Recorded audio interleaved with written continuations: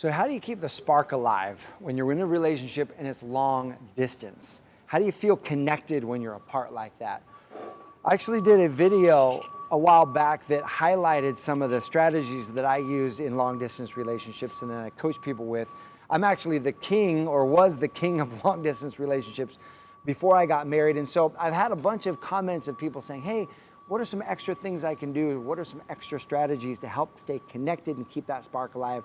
So in this video, I'm going to share with you 3 things that you can do to keep the spark alive when you're long distance.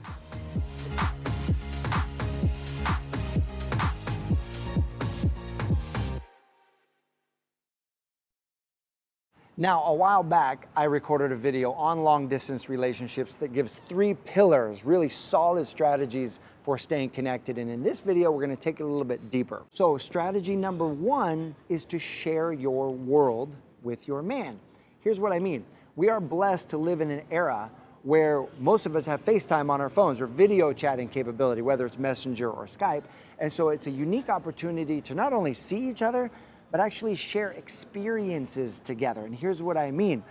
It's one thing to just talk at home with one another on FaceTime. It's a whole nother thing to actually co-create experiences. Let me give you a couple of examples. For example, you guys could go and do a picnic together, each in your own location. So you pick a cool location that you want to go, bring some wine or some drinks, some snacks, some food.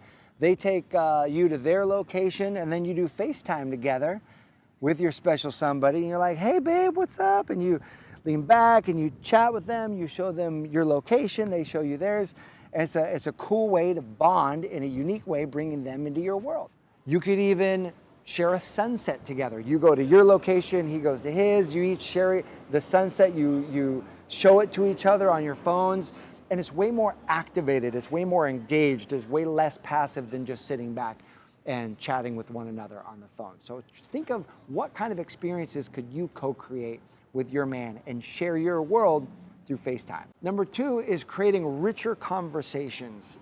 It's really easy in a long distance relationship to have the conversations get monotonous, where both of you basically just give a recap of your day and what happened.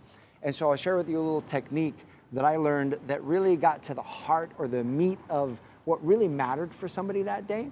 And it was, share with me your highs and your lows. Like, what's your high and your low for today? So as you're going through all the experiences of your day, what was the high for you and what was the low for you? Sharing the things that brought you a lot of pleasure or the dreams that you're creating, and also the pain that you're experiencing is a way to go deeper with your partner. So practice this with your partner. Get in the habit of sharing your highs and your lows with one another, and you'll find that the conversation has a tendency to go deeper and be more connected. And strategy number 3, and you might blush a little bit with this one, but that's okay, is to create virtual sexual experiences with your partner. You've got the talking that you're doing and that you're connecting, you've got activities that you're doing and connecting through, and now you're connecting through your sexual energy as well. Because let's be honest, when you're apart, you've got all that sexual energy, it's building up, and so you've got a choice. You can either release it on your own, privately. I hope you're not releasing it with anybody else, of course, because that would be cheating. Or you could release it together. And it creates a level of, there needs to be a level of trust, which requires that you create a level of intimacy and connection with him to be able to do this.